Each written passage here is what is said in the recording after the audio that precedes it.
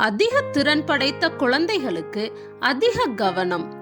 தங்கள் இஷ்டம் போல செல்லவும் வரவும் செயல்படவும் பிள்ளைகள் தங்களுக்குரியவர்கள் அல்ல, தேவனுக்குரியவர்கள் என்பதை பிள்ளைகளுடைய மனதுல நம்ம பதிக்கணும். விசேஷ தாளந்துகள் நிறைந்த குழந்தைகள் அதிக கவனத்தோட பார்த்து கொள்ளப்படணும். இந்த விசேஷித்த தாளந்துகளையும் திறன்களையும் அவங்க தவறா பயன்படுத்தி ஆசீர்வாதத்தை சாபமா மாற்றக்கூடாது. இது நடந்தா வாழ்க்கையின் அலுவல்களுக்கு தகுதியற்றவர்களாக மாறி மற்றவர்களுக்கு முன்பாக தங்களை உயர்ந்தவர்களாக காட்டவும் மாயையான இன்பங்களை நாடி செல்பவர்களாகவும் இருந்து நித்தியத்துக்கு தகுதி இல்லாதவர்களாகி விடுவாங்க.